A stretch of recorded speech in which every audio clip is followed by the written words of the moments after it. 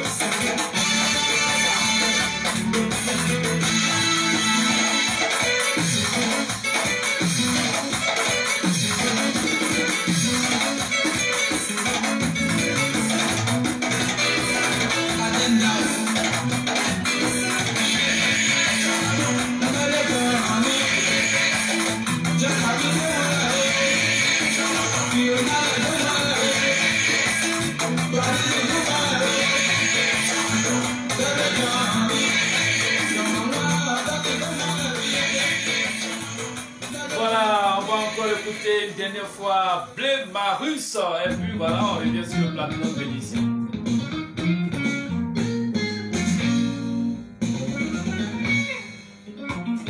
De beaux souvenirs quand même, hein.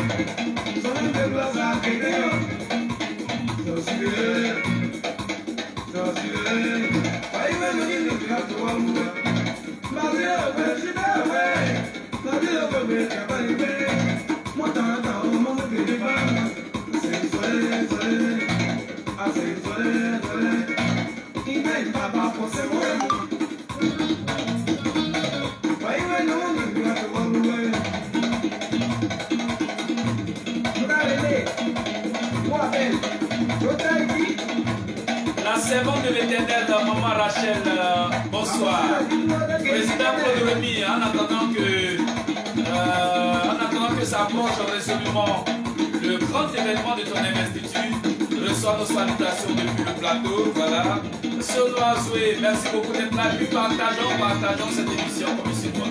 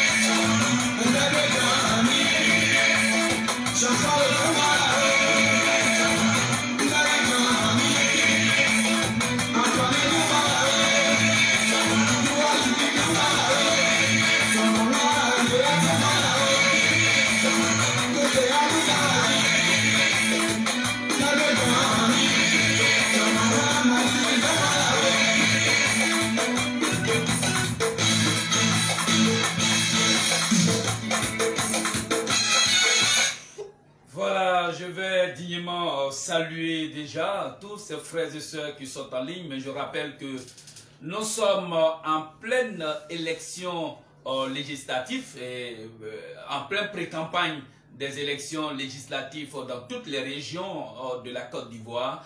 Mais les seules régions qui nous intéressent en tant qu'un média du peuple ouest, ce sont les régions du Guémon et du Kabali. Et ce sont les élections législatives dans ces régions qui constituent pour nous une véritable préoccupation. Voilà, et comme tous les ouais vous constatez, et tous ceux qui ne sont pas des ouais, mais qui sont dans nos différentes régions, prendront aussi part à ces élections, parce qu'en termes d'élections législatives, municipales ou présidentielles, ce n'est pas une question d'ethnie. Notre invité ne nous dira pas le contraire, c'est tous les Ivoiriens qui prendront part à ces élections. Alors actuellement ce sont les pré-campagnes et très bientôt lorsque la CEI va faire sortir la liste officielle de tous ceux qui ont été retenus parmi tous ceux qui ont déposé leur dossier de candidature, alors là va commencer la campagne et puis après ce sont les élections. Pour le moment notre média international, ce média de référence, invite tous ceux qui sont des communicateurs, des leaders d'opinion, des leaders de jeunesse, qui constituent vraiment une référence au niveau des candidats, au niveau des partis politiques. Nous les invitons sur le plateau afin d'échanger avec eux sur la question des élections législatives et surtout, ils sont appelés pour nous parler de leurs candidats. Voilà. Alors, je vais saluer Tebao Leokadi, saluer maman Janine Pekao depuis l'Italie, saluer ma petite sœur Esther Doum depuis la France, saluer Oulia Parfait, merci beaucoup Parfait d'être là. Bar Bezio, je suis fier que tu suives cette importante émission. Marc Ancéan, que Dieu te bénisse, merci beaucoup. Balegbe, merci beaucoup d'être là. Oulado, merci, je savais que tu allais d'être là. Voilà, et puis le président Glaco Sirkan Noël, qui est le président de la mutuelle de développement de la sous-préfecture de Doké, le président du village Doké plutôt, qui nous suit en direct. Je vais saluer Aimé, merci beaucoup. Saluer encore une fois de plus Claude Romy, saluer maman Rachel, digne servante de l'Éternel. Voilà, merci beaucoup d'être là et nous allons démarrer notre émission au cœur des élections législatives dans les régions du Guémon et du Kabali. Notre invité pour cette émission, c'est M. Glaco, M. Gay Glaco Noël, qui est notre invité sur ce plateau et qui est M. Gay Glaco Noël. Il est au niveau, je vais d'abord découper les deux. Je vais d'abord découper les deux parties. Au niveau de la JFPI, il est le secrétaire national chargé de la région du Kabali et il est membre du bureau exécutif national. Voilà. Maintenant, au niveau du FPI, du département du Bleulequin, il est le vice-président de la coordination départementale, de Bleulequin au niveau du FPI. Il est le vice-président de la coordination FPI de la sous-préfecture de Doké. Il est le chargé de mission et protocole du ministre Hubert Oulay. Voilà. Alors donc je vais encore reprendre, pour le respect de la pédagogie, je vais encore reprendre qui est notre invité. Et comme je l'ai dit, nous recevons sur le plateau de notre émission au cœur des élections législatives dans les régions du Guémon et du Kabali. Nous recevons sur ce plateau un invité de taille. Il s'agit de M. Gay Glaco Noël. Au niveau de la JFPI du département de Bleulequin, il est le secrétaire national chargé de la région du Kabali et il est membre du bureau exécutif national. Quand nous quittons la JFPI départementale, nationale, la JFPI nationale, Alors, nous venons au niveau du FPI départemental Bleulequin.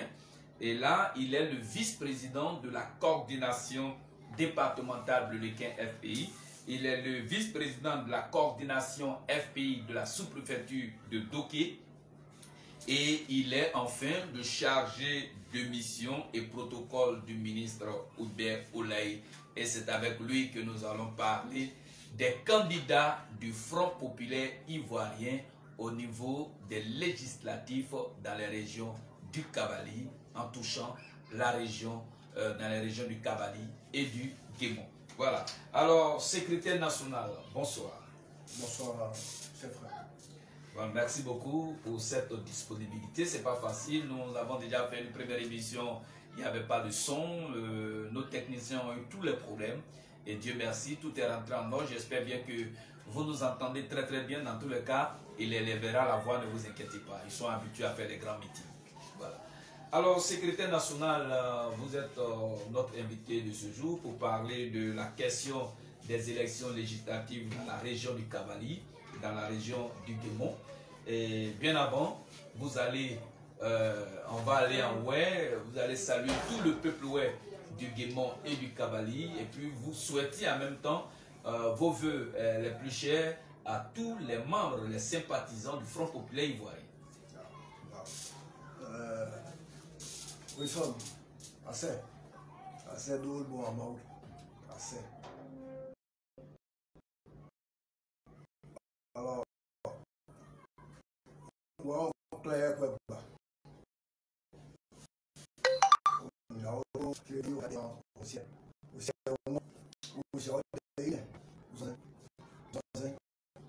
Assez. Oui, oui, je me dis pas. Oui, on est tout bon. À mon là, je vais dire là, et pas dit. Je dis et pas dit. Je suis en mode là. Alors, je n'en dis, elle est payée, je ne. Assez, assez. Voilà, c'est tellement bien dit, les salutations et les vœux du secrétaire national GFPI à l'égard du peuple Ouai. Alors, secrétaire, on ne peut pas rester seulement qu'en Ouai, il y a beaucoup de militants du Front populaire ivoirien qui nous suivent aussi et qui ne sont pas des Ouai. Alors cette fois, en français, vous allez souhaiter vos vœux, saluer tous les sympathisants et les membres du Front populaire ivoirien. Merci pour la seconde occasion que vous me donnez. Je vais d'abord souhaiter mes voeux à tous les Ivoiriens. À tous les Ivoiriens. Pourquoi? C'est parce qu'il y a d'abord un pays qu'on parle parti politique. Donc je salue tout le peuple ivoirien. Je souhaite une année toute en rose à tous les Ivoiriens. Je souhaite une année pleine de succès, de victoire à tous les candidats du Front populaire ivoirien et à tous les militants du Front populaire ivoirien. Je souhaite une année pleine de bonnes choses à nos chefs. Je souhaite un retour dans un bref délai à lui, à la deuxième vice-présidente, au secrétaire général du parti, au président du comité de contrôle et à toute la direction du parti jusqu'au dernier militant ou sympathisant, à tous les bords, une merveilleuse année 2021. Merci bien. Alors, on va avancer, mais on touche un peu le milieu. Les GOR, c'est quoi? Les GOR, c'est une appellation que les gens ont trouvée sur le net. Ça veut dire, le GOR, c'est G-O-R. Le G qui veut dire Gbagbo, le O qui veut dire ou, et le R qui signifie rien. D'accord. Donc, GOR qui veut dire Gbagbo ou rien. Alors, très souvent, on a plusieurs manières d'appréhender les choses. Voilà, on a vu ici, quand on a entendu « on gagne au gagne », voilà, ça a eu plusieurs interprétations, voilà, du côté négatif, côté positif. Alors, pour ne pas qu'on arrive encore là, quand vous dites au GOR, comment on doit comprendre ça? Ok, d'accord. Effectivement, il faut toujours placer les mots dans leur sens. Le thème, ou bien l'appellation GOR, est arrivé au moment où il y a eu encore la polémique sur le contrôle ou bien la direction du parti. La querelle qui nous a opposé, nous, le groupe auquel je me retrouve, dans lequel je me retrouve, au groupe qu'on a appelé Affidé. Alors, il y a le chef de file, le premier ministre Afin Guessan, qui avait, lors d'un meeting à Bengourou, je crois, à Bengourou bien à Bonganou, avait dit qu'on devait tourner la page du président Laurent Gbagbo, tourner sa page politique. Voilà. C'est de ce moment-là, de cette déclaration, est venue la polémique au niveau de notre parti. Et c'est ce qui a suscité toutes les réflexions. C'est ça aussi le net. Tous ceux qui sont adeptes du net, couchés chez eux, réfléchissent et ils trouvent des thèmes et des mots qui après font buzz et deviennent une appellation qu'on attribue à des familles ou bien à des groupes de personnes. D'accord. Merci beaucoup. C'est vraiment important que nous essayons de comprendre cette affaire de corps. Voilà. Alors, secrétaire national, nous sommes à quelques semaines, je dirais, des élections législatives. Le Front populaire ivoirien dans un partenariat, si je puis m'exprimer ainsi, ou bien en union avec certains partis politiques ont formé ce qu'on appelle le EDS. Alors le EDS a décidé d'aller aux élections législatives. Alors, vous n'avez pas accepté d'aller aux élections présidentielles, vous avez boycotté les élections présidentielles. Aujourd'hui, vous êtes déterminé à aller aux élections législatives. Alors, comment vous expliquez cette action? Merci. Je m'attendais plus ou moins à cette question. Mais je voulais que vous me permettiez, avant de rentrer dans le vif du sujet, allez-y, de saluer mes leaders. D'accord. Saluer mes leaders parce que ils ont été informés que je serais à cette émission. Alors, je voulais comme ça saluer le ministre Hubert Oulaye, mon patron, le patron aussi au niveau du parti, parce que c'est la deuxième personnalité du parti en termes de structure. Après la direction du parti qui est dirigée par le président élu, la deuxième personnalité élue au niveau du Front populaire ivoirien, c'est le président du comité de contrôle, dont je suis collaborateur. Donc je voulais d'abord le saluer et demander sa bénédiction, qu'il prie pour moi, pour que je m'en sorte aisément au cours de cette émission. Que le secrétaire national soit à la hauteur de nos questions. Bien dit. Ensuite, je vais aussi saluer le ministre Guiri Oulou, qui est vice-président du Front populaire ivoirien, qui est l'aîné du ministre Hubert Oulaye et qui accompagne dignement son jeune frère. À sa suite, je vais saluer le vice-président Jean-Gervais Kédé, qui est un cadre de Blolequin et au niveau du département de Blolequin, qui est notre leader et notre chef à nous. À sa suite, je vais saluer aussi le secrétaire général adjoint, Jacques Naé, qui, il faut le dire, lorsque nos aînés, nos deux leaders étaient en exil, était celui-là avec qui nous avons rallumé la flamme du parti dans la région du Cavalet. Avec Jacques Niaé, on a parcouru tous les villages, tous les départements, au péril de nos vies. Parce qu'à cette période-là, 2011-2012, il fallait être téméraire pour sortir et parler au monde du président Laurent Gbagbo et de son parti politique. C'est avec Jacques Niaé qu'on a fait cette mission-là. Et c'est grâce à lui que le FPI est resté debout avant le retour des ministres Hubert Oulaye et Guiri Oulou, aux côtés de son jeune frère, bien sûr, Jean-Gervais Kédé. Quand je finis, je vais maintenant répondre à votre question qui est relative au boycott de la présidentielle et notre participation aux législatives à venir. Alors, je vais caricaturer pour vous donner. Le FPI ou bien EDS n'avait pas décidé de boycotter la présidentielle. Après le congrès de Moussou qui a eu lieu en 2018, à ce congrès, le parti a décidé de participer à toutes les élections à venir. C'est pourquoi vous avez vu que lorsque la période de dépôt de candidature a été ouverte, EDS allait déposer la candidature du président Laurent Gbagbo.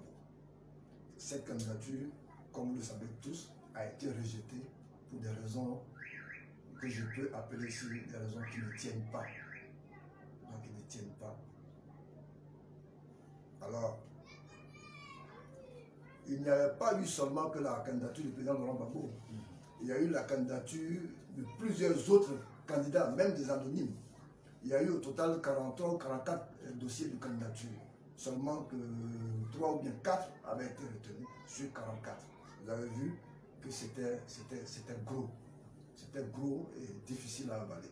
Alors, les autres partis qui se retrouvaient dans la plateforme d'opposition avec nous ont décidé de ne pas aller à ces élections parce que les dés étaient déjà pipés. C'est ce qui a justifié le boycott des élections par des positions significatives en Côte d'Ivoire.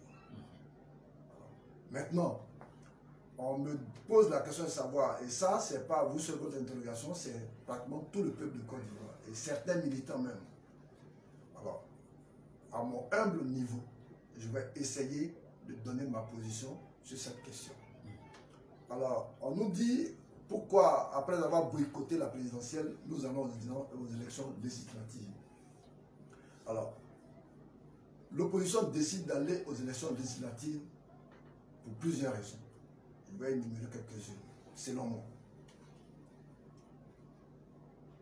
Nous avons d'abord jugé la candidature du chef de l'État inconstitutionnelle. Alors, il a forcé et il a braqué le pouvoir qu'il dirige actuellement. L'opposition ne reconnaît toujours pas ce mandat. On ne le reconnaît pas. Ça, c'est vrai. Alors, après le braquage, est-ce qu'il faut laisser aller M. Alassane Ouattara en roue libre? Je voulais rappeler que l'élection présidentielle donne ou bien consacre le pouvoir exécutif à celui qui est élu. Ou bien, dans notre cas, le cas de la Côte d'Ivoire, à celui qui a réussi à braquer le pouvoir. Alors, je vais vous calculer pour vous donner. Allez-y. On est dans un contexte où un propriétaire de véhicule a été braqué par des kidnappers. Ils ont pris la voiture, mais ils ne connaissent pas le contenu du réservoir. Est-ce qu'il y a une importante quantité de carburant? Ils ne le savent pas. Alors, le pouvoir exécutif étant le véhicule qui a été braqué, qui est détenu par l'actuel chef de l'État, M. Alassane Ouattara, et il y a le Parlement. Le Parlement où doivent légiférer les députés que nous irons élire très bientôt. Alors, le contexte où nous nous trouvons, comme le carburant va servir, le Parlement va servir le carburant au pouvoir, au véhicule qui a été braqué par le monsieur Alassane Ouattara, pour diriger le pouvoir, alors nous, parti d'opposition, nous décidons de confisquer ce pouvoir-là, donc le carburant, pour que, s'il devrait utiliser le véhicule qu'il a braqué, nous soyons consultés. Alors, quand j'ai fini de caricaturer, je vais expliquer pour les autres, pour leur dire que le pouvoir exécutif est différent du pouvoir législatif. Alors, s'ils ont compris, je vais donner un seul exemple, la modification de la Constitution passée. M. Alassane Ouattara l'a fait par le biais de l'Assemblée nationale, qui est monocolore, ou bien qui était monocolore. Et donc, sa lettre est passée comme à la poste. Il n'a pas choisi de solliciter ou bien d'interroger le peuple, parce qu'il savait que le peuple du Côte d'Ivoire allait refuser l'amendement de la Constitution.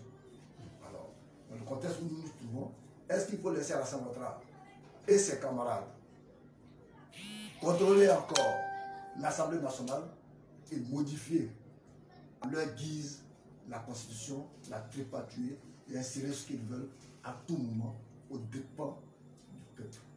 C'est cela que nous répondons non. Nous ne sommes pas d'accord avec la façon que les élections présidentielles ont été organisées, mais nous irons à n'importe quel prix à la législative pour empêcher M. Ouattara de braquer ou bien de brader notre pays.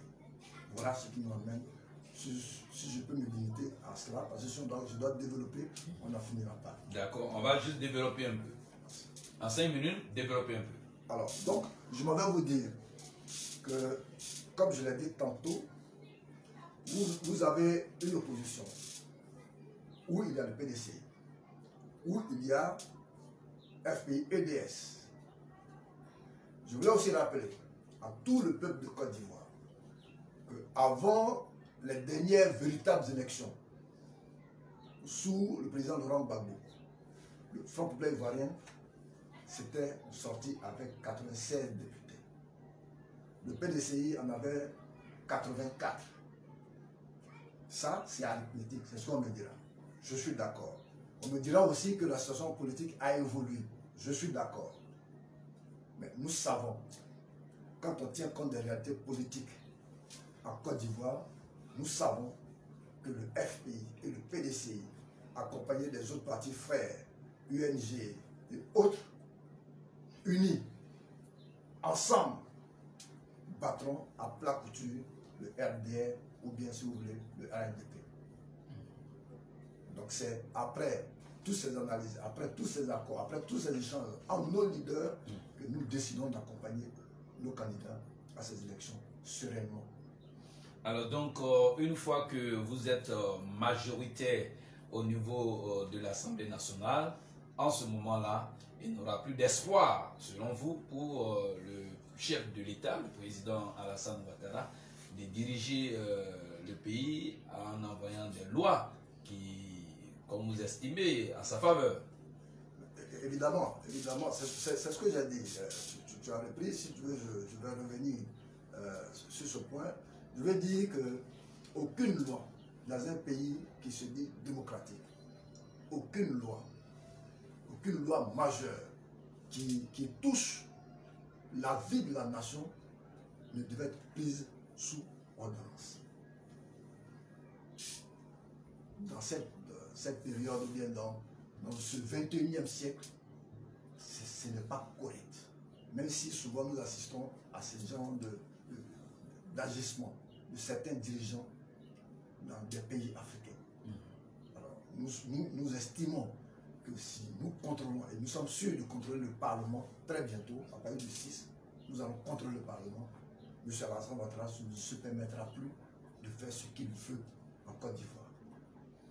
D'accord. Alors, on peut avoir la liste, la liste de ceux qui ont déposé leur dossier au niveau des législatifs. On part de Guiglo à Bleulequin, à Taï, à Toulepleu. On revient, si vous en avez aussi, dans le Guémon. On va à Diokoué, on va à Bangolo, à Quibli, à Fakobli.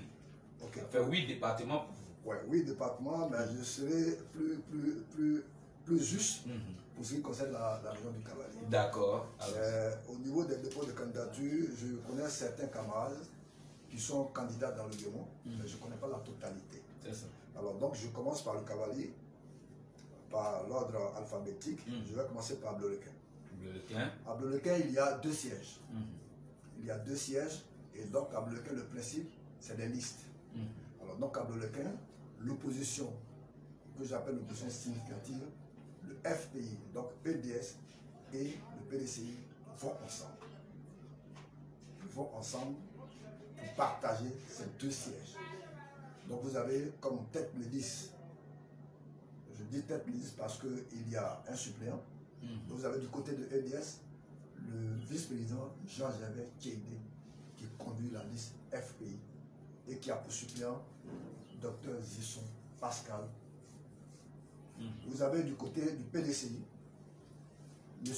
Flanté Jean qui a pour suppléant M. Waï Thierry. Donc voilà la liste que nous irons défendre à Bleulequin. D'accord. Quand je finis, je reviens dans la circonscription électorale de Guiglo. Là-bas aussi, il y a 2 sièges. Vous avez Guiglo commune. Guiglo commune où EDS part avec le ministre Djirou comme candidat, qui a pour suppléant Messi Jonas. Vous allez dans la seconde circonscription électorale, Guiglo sous-préfecture. Là-bas, c'est un dinosaure aussi. le ministre Hubert Oulaye, qui va défendre les couleurs de EDS. Il sera accompagné par M. Biazon Michel. Quand je finis là, je vais à Taï. À Taï, il y a un seul siège. Le seul siège, l'opposition significative a choisi un seul candidat, en la personne du ministre Désiré Nyokonté, qui sera secondé ou bien aura pour suppléant M. Kao François. Quand je finis par tous les pleux. À tous les pleux, ça va faire partie des sujets à débat. À tous les pleux, le EDS et le PDCI n'ont pas pu accorder leur violon. Alors là-bas, le siège sera disputé entre ces deux partis. Donc, EDS, que je représente ici, a un candidat en la personne de Moignon Tilbus, communément appelé P. Laurent, qui sera secondé par le camarade Zéadé Désiré. Voilà dans le cavalier nos chevaux qui iront rafler la cagnotte. Ensuite, comme je dis, dans le démon, je vais aller pêle-mêle. Il y a le député sortant de Kubli, le frère Youté Innocent, qui s'était présenté en indépendant à la législature passée, mais qui était militant du Front populaire ivoirien et donc de EDS. Il est le candidat de l'opposition significative à Kubli. À Bangolo, je pense sous-préfecture, je crois bien, il y a le député sortant, M. Do, qui rempile. Il y a aussi mon aîné, Guy Ignace Menas, qui va compétir sous la bannière de EDS. Il y a Ageyebli, le jeune, le camarade, le dynamique fédéral. Son nom, voilà. Et donc, voilà pêle-mêle, comme j'ai dit dans le démon, c'était un peu compliqué. Voilà pêle-mêle les candidats que je maîtrise dans le démon. Je voulais aussi rectifier au niveau de FACOBLI. Au niveau de FACOBLI, il y a le préfet C.I. Gaspard qui va compétir sous la bannière de EDS. Voilà. Si mes informations exactes concernant le démon, voilà ce que je sais. D'accord. Merci bien, secrétaire national. Alors, face aux autres candidats qui vont aussi compétir et qui sont les adversaires de vos candidats, alors, qu'est-ce que vous pouvez dire aux électeurs afin que tout soit orienté vers les candidats d'EDS, vers les candidats du PDCI, vers les candidats du Front populaire ivoirien? Merci, chef. Vous savez, en période de campagne, c'est plus facile de parler. C'est plus facile de parler. Mais c'est aussi plus intéressant d'être en face des gens qui viennent de gérer, de diriger la région ou le département. Je vais commencer par le département de Bloreke. Et je vais même commencer par la sous-préfecture dont tu es originaire. Dans cette sous-préfecture, on a construit une nouvelle voie. Je suis d'accord avec moi que l'entreprise qui a construit cette voie n'a pas donné d'accès, n'a pas construit d'accès au village. Quand on construit une voie, une route, on la construit pour ceux qui habitent la région, mais ceux qui habitent cette zone. Alors, construire une route et laisser le village enclavé, ne pas avoir d'accès à ces routes-là, ce n'est pas normal. Ça fait partie du bilan des députés de Bloreke. C'est à cela que la population de cette zone a confié sa voix. C'était à eux de défendre ces villages et ces villageois. Ça n'a pas été fait. Ça, c'est à Bloreke. Et à Bloreke, des dizaines de jeunes avaient été arrêtés après le meurtre qui a suivi le meurtre, mais l'assassinat de l'un des leurs. En réaction, ce que je condamne, je précise ça déjà, je condamne, ils ont mis à sac et à feu la brigade de gendarmerie. Ces jeunes-là ont été arrêtés et déférés à la prison civile de Daloa. Certains ont pu en ressortir.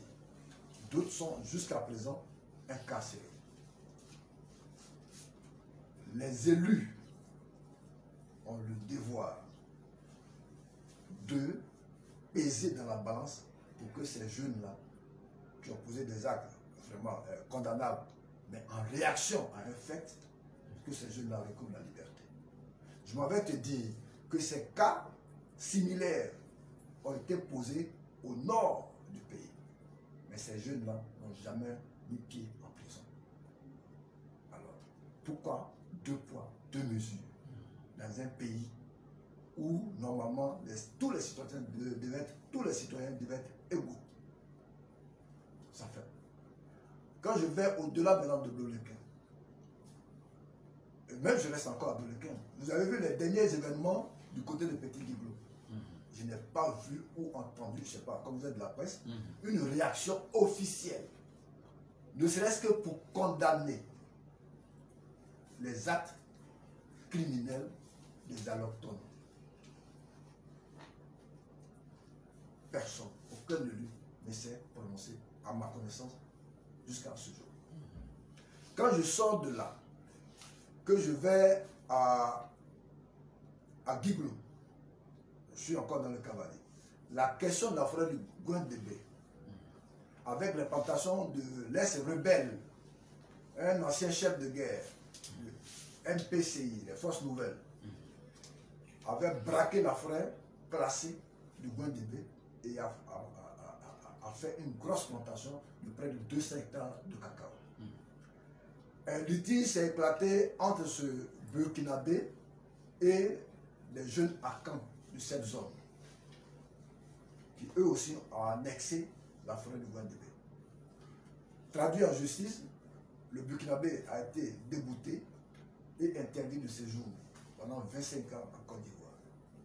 Ces plantations, les chefs coutumiers se sont réunis et ont partagé, divisé en deux. Ils ont donné une partie aux Baoulés, avec qui ils se disputaient ces parties de forêt, et une autre partie aux jeunes Ouai.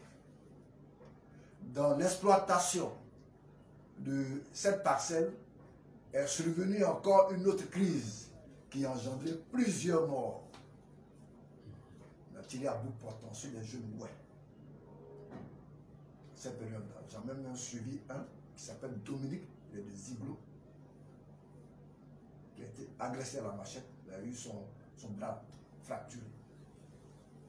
Je l'ai suivi au sur le 13 juillet par, si tu veux, le magnanise du ministre Béoulaye, entouré par tous les cadres du FPI de la région du Cavalier. C'est ceux-là qui ont permis aux jeunes de retrouver l'usage de son bras. Mais pendant cette crise, cette grave crise, aucun élu, ces députés sortants-là, aucun n'est monté au créneau pour demander réparation ou bien justice. Quel est le rôle d'un élu, quel est le rôle du député, si ce n'est porter la voix de ceux qui le représentent à l'Assemblée nationale? Quand j'ai cité tous ces cas que je viens de dégrainer, et qu'on n'a pas eu la réaction d'un élu, à quoi servirait encore un autre mandat pour ces députés sortants? Je pense qu'ils ont échoué. Quand on a échoué, quand on n'est pas capable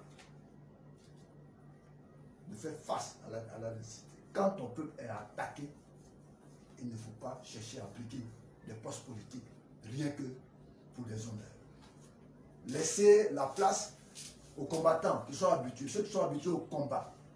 En l'occurrence, les ministres Roulaye Guiréoulou, qui étaient des gens qui ont décidé de faire la prison, qui ont subi les foudres de ce pouvoir et qui, malgré ces souffrances-là, sont restés debout et ont décidé de solliciter le suffrage de leurs parents afin d'être à même de les défendre. C'est ceux-là que nous allons défendre. Voilà pourquoi il faut choisir les candidats de EDS et surtout les candidats, pour être plus large, les candidats de l'opposition significative dans le cavalier. D'accord, merci bien, secrétaire national. On revient à la question des cartes d'identité. Alors, est-ce que les députés que nous avons eus ont joué leur rôle, selon vous, en tant que EDS, ont joué leur rôle face à nos cartes d'identité qui ont été payantes, hein, si on peut dire ainsi. Merci Wilson. Ce point-là, je l'avais réservé au plan national.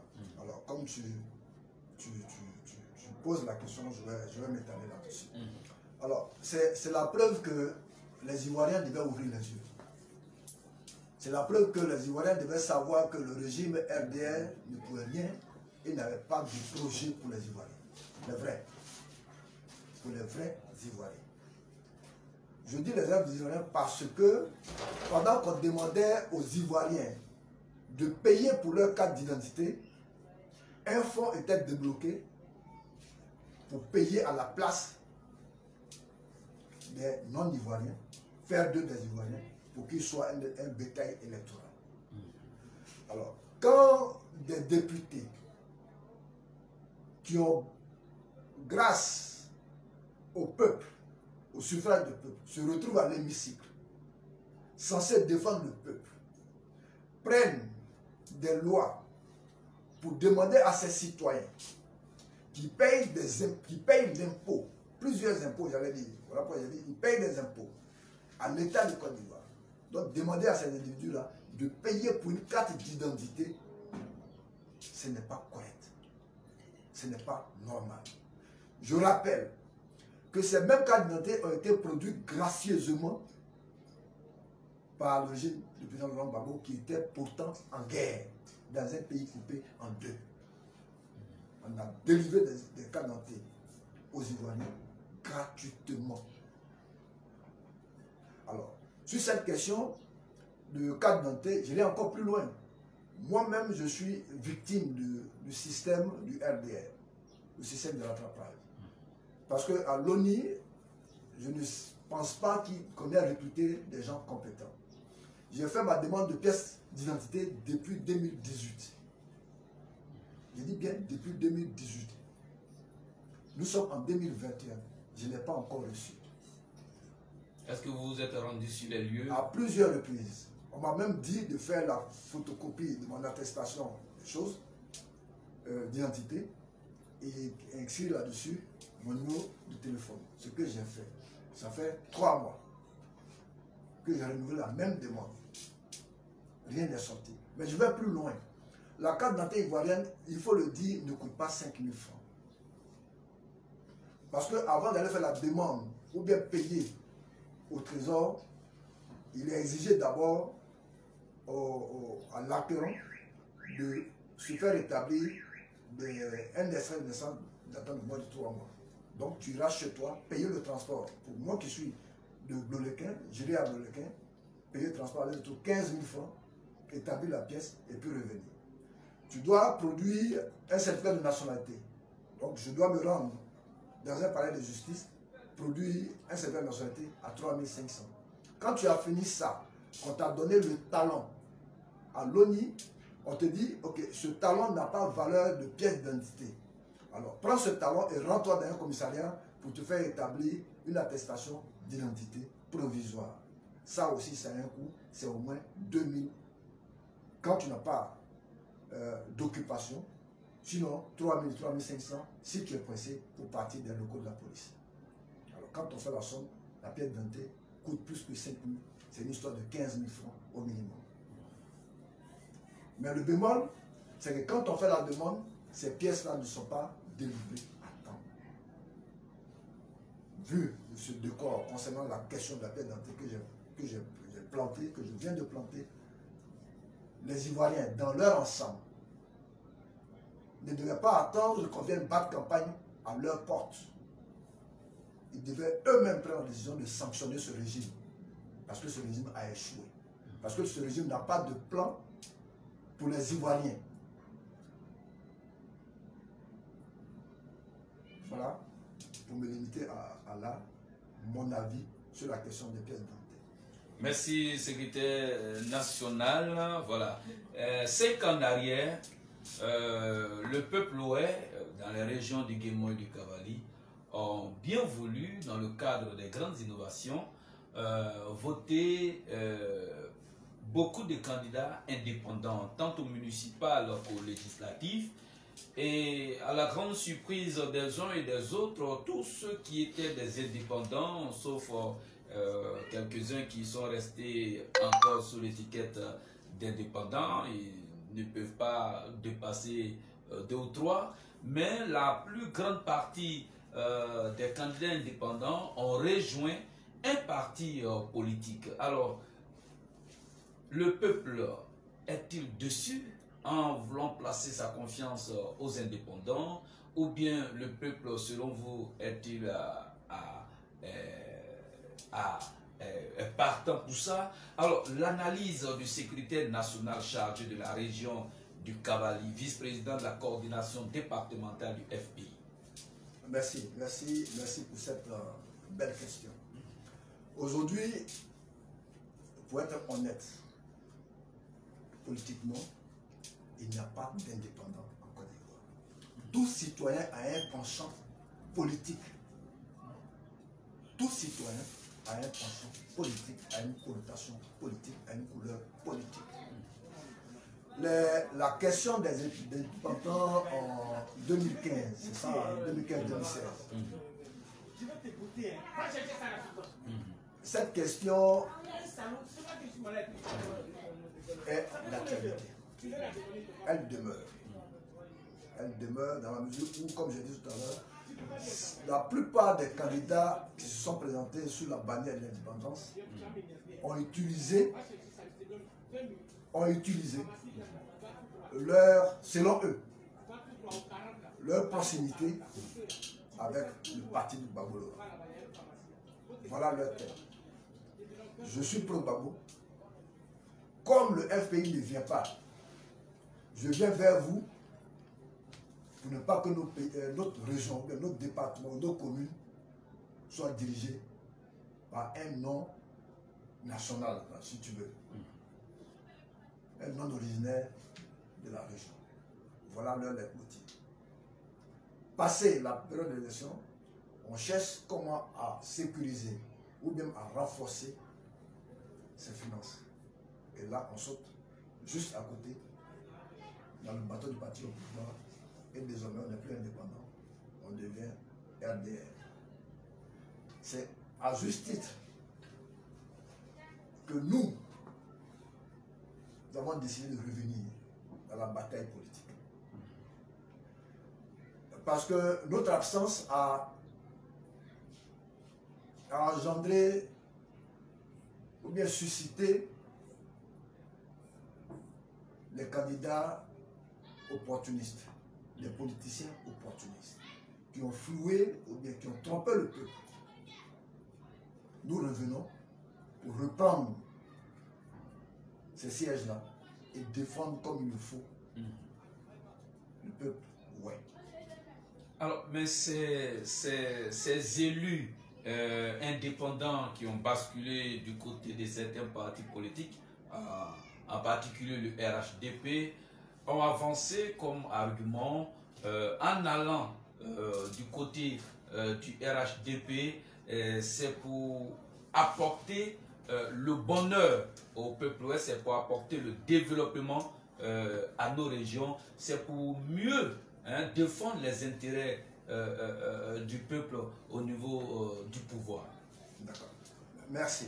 Je vais aller tout droit. Je vais être direct. Comme c'est toi le journaliste, je ne vais pas te retourner la question. Mais la question est toute simple. Vous allez à Blolequin. Je suis de Bleu. Je commence par Blolequin. Allez-y à Blolequin et dites-moi s'il y a une seule rue qui est tracée.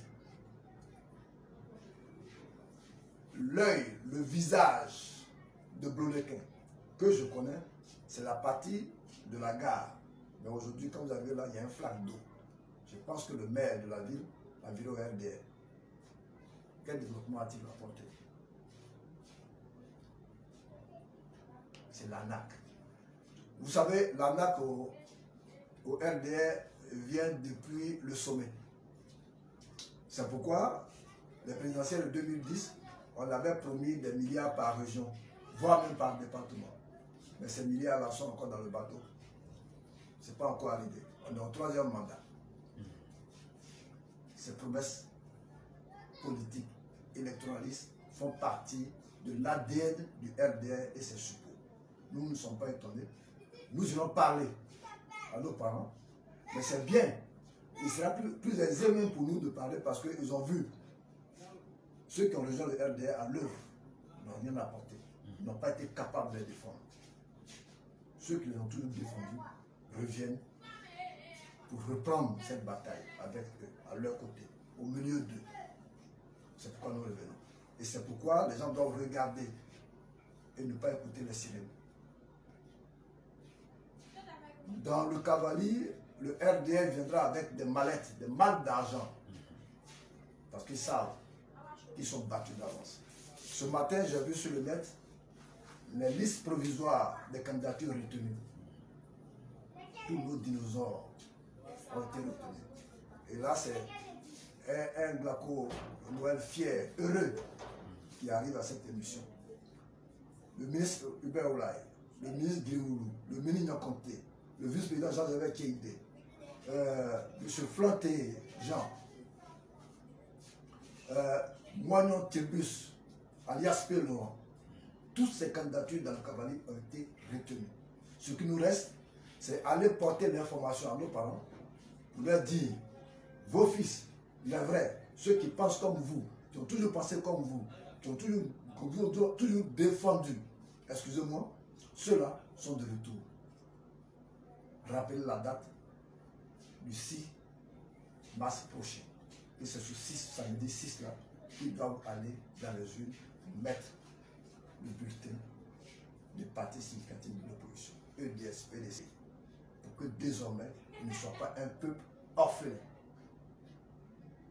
Un peuple orphelin qui est martyrisé, maltraité, si comme il n'était pas sur leur territoire. Merci, secrétaire national. Nous sommes à la fin de notre émission. Je rappelle que nous sommes sur le plateau de notre émission élections législatives dans les régions du Guémont et du Cavali. Notre deuxième invité de cette émission de ce jour est M. Guy Glako Noël. Il est au niveau de la JFPI départementale de Belequin. Il est secrétaire national chargé de la région du Cavali, membre du bureau exécutif national de la JFPI. Et au niveau du FPI départemental Belequin, il est vice-président de la coordination départementale FPI. Il est vice-président de la coordination FPI sous-préfecture de Doké. Et enfin, il est le chargé de mission et protocole du ministre Hubert Oulaye. Alors, monsieur le secrétaire national, comme je l'ai dit, nous sommes à la fin de notre émission. Quel appel vous pouvez lancer aux électeurs des régions du Guémont et du Cavali afin que au soir du 6 mars 2021, vous ayez la majorité au niveau de l'Assemblée nationale. On profitera aussi pour dire, vous pouvez vous donner en même temps aussi votre mot de fin. Merci, cher frère Wilson. Merci pour cette opportunité d'abord que tu nous as donnée ce matin. Pour revenir à la question, l'appel il est simple. C'est le peuple qui fait le bilan. C'est vrai, les gens passent sur les réseaux sociaux pour prétendre faire leur bilan, leur propre bilan, leur bilan à eux. Non, c'est le peuple qui fera le bilan. Quand vous prenez le Guémont, le dernier développement triste s'est déroulé à Guézon. À Guézon où des halogènes, pour une question de chapeau, d'un dozo, ont causé des morts. On a vu, après cette barbarie, le président du conseil régional du Guémon allait s'exhiber, j'ai la vidéo, demander pardon aux agresseurs. Le bilan, c'est le peuple qui fera le bilan. Le choix dans le Guémon et le Cavali ne sera pas difficile. Il n'est même pas difficile. Ils savent. Ils savent ce qu'ils étaient. De 2002, bien de 2000 à 2010, et ce qu'ils sont devenus de 2010, 2011 à maintenant. Le peuple, aujourd'hui à Doké, pendant que je parle, je suis sûr qu'à Doké, les gens suivent ça. C'est pareil pour Gorozania. C'est pareil pour Kubli. C'est pareil pour Totodrou. C'est pareil pour Pekambli. Il n'y a plus de village. Il n'y a plus. Les médias ont fait qu'il n'y a plus de village. Toutes les populations suivent l'actualité et savent aujourd'hui de quel côté se trouve la vérité. Ils savent ce que leur a apporté les élus de circonstances durant leur législature et ce que leur avait apporté les députés comme les Dibé, comment il s'appelle, Zeloué, ce que leur a apporté les députés Hubert Oulaye, les députés Guilherou, quel rôle ces gars, ces représentants, leurs représentants ont joué à l'Assemblée nationale. Ce qu'a apporté le député Père Sonam Denyang, depuis que je suis la RTI, je n'ai pas encore vu un seul député, originaire de la région prendre la parole à l'Assemblée nationale. Je ne sais pas si l'un d'eux a été président d'une commission tout le temps qu'ils ont passé à la tête de nos régions. Si ce n'est pas le cas, qu'ils laissent les candidats comme Hubert Oulaye, qu'on peut présenter comme président de l'Assemblée nationale après les législatives. C'est des hommes de ce rang, de cette taille, de cette dimension, de ce niveau qu'on a besoin de mettre à la tête des régions, des départements, des circonscriptions. Quand je vais finir par Bloléquin. Je vais prendre mon candidat. Je prends le vice-président Jean-Jacques Kéhindé, qui est candidat et qui porte les couleurs de l'UNDS. Ce monsieur est le négociateur en chef de l'UNDS sur tout ce qui est question électorale. Il est négociateur en chef, chef de délégation, porte-parole de l'UNDS, une plateforme de partis politiques qui regorge des intellectuels chevronnés. Quand on est capable, quand on est choisi par Laurent Gbagbo pour porter la parole de ces dignes cadres, ça veut dire qu'on a la valeur. Qui, mieux que Thierry Jean Vendin, peut porter la parole, doit porter la parole du peuple de Bloléquin à l'Assemblée nationale à partir du 6 mars 2020. Je pense qu'il n'en a pas. Il n'y en a pas. Laissons les intérêts égoïstes, les intérêts personnels et donnons à César ce qui est à César. Donnons le poste de député à ceux qui le méritent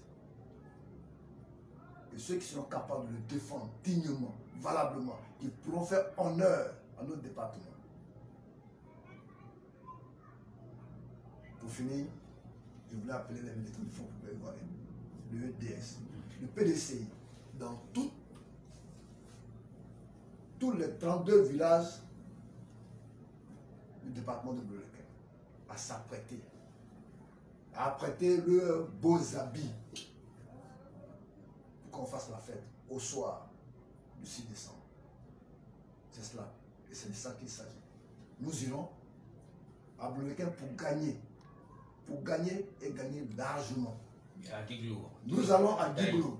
À Guiglo, tu veux, concernant le candidat Hubert Oulaye, c'est juste un rappel de la date.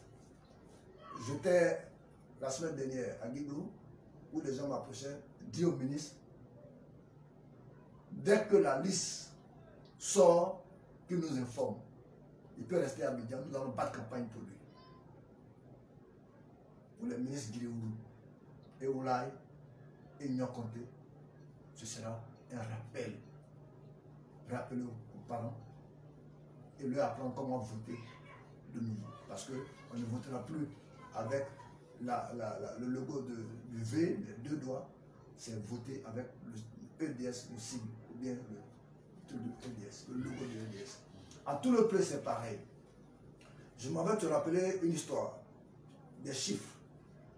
Parce que quand il est question d'élection, c'est les chiffres qui parlent. En 2010, aux élections présidentielles de 2010, tout le peuple a fait un score record dans le cavalier. 94-96% du suffrage accordé au président de l'Emploi. Mais avant même la présidentielle, tout ce qui était poste électif était contrôlé par le Front populaire ivoirien à tout le peuple. Donc à tout le peuple, ça peut être un peu difficile, mais je sais que le candidat Péloran s'en sortira. Alors, je voulais demander, comme tu l'as dit, le dernier appel. Dire au peuple, ouais, plus de 10 ans que tu souffres. Plus de 10 ans que ta voix n'est pas portée là où il le faut. Plus de 10 ans qu'on te marche dessus. Plus de 10 ans que tu as donné une partie de ton pouvoir à certains de tes fils qui n'ont pas été capables de régler, ou bien de tenter de régler l'épineuse question du foncier dans nos régions. Plus de 10 ans qu'à chaque fois qu'un autochtone a un souci à la gendarmerie avec un halogène, c'est l'autochtone qu'on garde sur les bancs et l'halogène est libéré. Parce qu'on n'a pas de défenseur. Tu as aujourd'hui l'occasion de redistribuer les cartes, de changer de représentant à l'Assemblée nationale. On viendra certainement te proposer de l'argent. Mais cet argent, c'est juste pour quelques heures. Et ta situation va demeurer. Fais le bon choix. Et le bon choix, tu le connais. Ce sont tes enfants qui, lorsqu'ils étaient au pouvoir, créaient des emplois, permettaient à vos fils qui finissaient leurs études d'avoir de l'emploi, d'avoir du boulot, d'avoir du travail. On fera le bilan. Cette émission est tellement cool et comme je suis seul sur le plateau, on fera le bilan. Je pense qu'on aura des débats où on fait le bilan depuis 2010. Combien ont eu du travail dans le Cavali et le Guémon comparativement aux années 2010, 2011, 2002, 2011. On fera le bilan. Je te remercie. Merci. Voilà, je dis vraiment un grand merci à tous ces fils et filles du peuple ouai qui se sont donné du temps à suivre cette émission. Vraiment un grand merci à vous. Que Dieu vous bénisse au centuple de vos désirs, de vos besoins et de vos volontés. Que Dieu vous protège contre tous vos ennemis afin que vous puissiez toujours être dans cette existence humaine pour pouvoir continuer de suivre toutes nos émissions. Vos présences au cœur de nos émissions nous donnent beaucoup d'énergie physique et Dieu nous en donne spirituellement.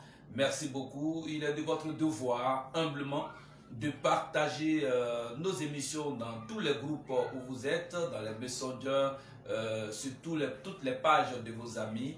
Soyez encore bénis pour ces actions que vous continuez toujours de faire. Merci beaucoup. Je rappelle que nous étions sur le plateau de notre émission les élections législatives au cœur des régions du Guémon et du Cavali. Il s'agit des élections du 6 mars 2021. C'est notre deuxième invité qui est M. Guy Glaco-Noël. Et comme je l'ai dit, au niveau de la JFPI Bleu-Lequin, du département de Bleu-Lequin, il est le secrétaire national chargé de la région du Kabylie. Et au niveau de la JFPI nationale, c'est ça, il est le membre du bureau exécutif national. Au niveau du FPI départemental de Léquin, il est vice-président de la coordination. Au niveau de la sous-préfecture de Doké, il est le vice-président de la coordination. Et enfin, il est le chargé de mission et protocole du ministre Hubert Oulaï. Il était sur ce plateau pour nous parler des candidats EDS dans les régions du Kabylie et du Guémon. Je rappelle que cette émission est ouverte à tous les candidats aux législatifs dans les régions du Guémon et du Kabylie. Cette émission est ouverte aussi à tous les communicateurs, et je dis bien les communicateurs titulaires des candidats aux élections législatives, de venir nous parler de leurs candidats. C'est sur ces belles notes que nous allons nous laisser et vous